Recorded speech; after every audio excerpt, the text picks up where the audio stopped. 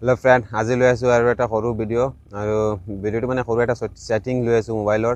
ভিডিওটো হল যে আপুনি যেতিয়া এটা ইউটিউব চেনেল নহয় আপোনাৰ ইউটিউবটো যেতিয়া আপডেট হ'ব বা অটোমেটিক কেতিয়াবা আপডেট হয় বা আপুনি যেতিয়া আপডেট দিব ইউটিউবটো, তেতিয়া এটা বস্তু দেখা পাব যে ভিডিওবোৰ যেতিয়া আপুনি চাব ভিডিওবোৰ দেখিব যে অটোমেটিকলি প্লে হৈ গৈছে, মানে অটোমেটিক চলি আছে, আপুনি ক্লিক কৰিব নালাগে, অটোমেটিক প্লে হৈ আছে।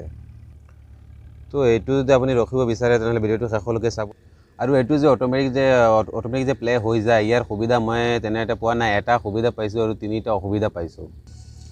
সুবিধাটো হ'ল কি জানেনে, যদি ধৰি লওক আপুনি এটা অডিঅ' গান শুনি আছা, সেই সময়ত আপুনি ইউটিউবটোও অ'পেন কৰি দিছে আৰু ইউটিউবত গৈ এটা ভিডিঅ' চাব বিচাৰি আছে, তেতিয়া আপুনি কি কৰিব, ভিডিঅ'টো অটোমেটিক চাব পাৰিব আৰু ইফালে গান শুনি থাকিব। এইটোৱে সুবিধা হয়, তেনে ডাঙৰ সুবিধা নহয়।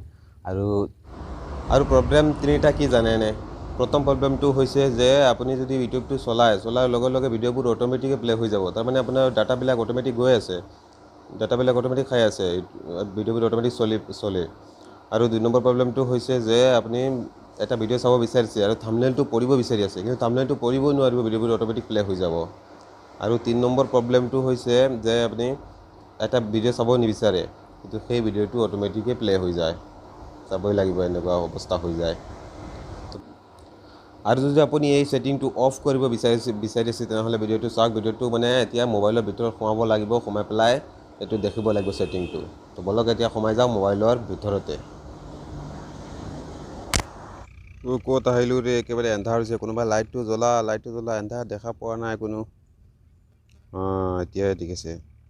চাওক, ইউটিউবটো যেতিয়া খুলিব, আপুনি ইউটিউবটো অ'পেন কৰাৰ লগে লগে দেখা পাব যে ইউটিউব ভিডিঅ'বিলাক অটোমেটিক চলি আছে। চাব, এইটো অটোমেটিক চলি যাব।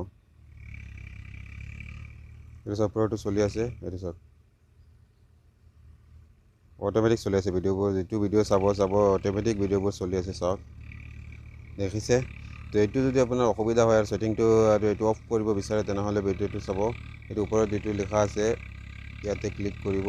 ইয়াতে ক্লিক কৰাৰ লগে লগে তলত চাওক ছেটিং বুলি লিখা আছে, তাতে যাব। ছেটিঙত যোৱাৰ পিছত জেনেৰেল ছেটিং আছে, তাতে যাব। জেনেৰেল ছেটিং যোৱাৰ পিছত এইটো চাওক 3-4 নম্বৰত আছে মিউটেড প্লেবেক ইন ফিডছ লিখা আছে, তাতে ক্লিক কৰিব। তাতে ক্লিক কৰাৰ লগে লগে তলত একেবাৰে তলৰটো চাওক অলৱেজ অন লিখা আছে, একেবাৰে তলৰটো চাওক অফ বুলি লিখা আছে, এইটো অফ কৰি দিব। অফ কৰাৰ লগে লগে এইটো ভিডিঅ'বোৰ আকৌ যাব ইউটিউবত, চাব এতিয়া নচলে।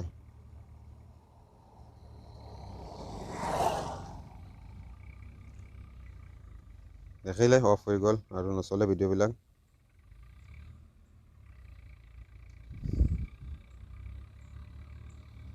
ভাল লাগিলে লাইক এটা কৰিব।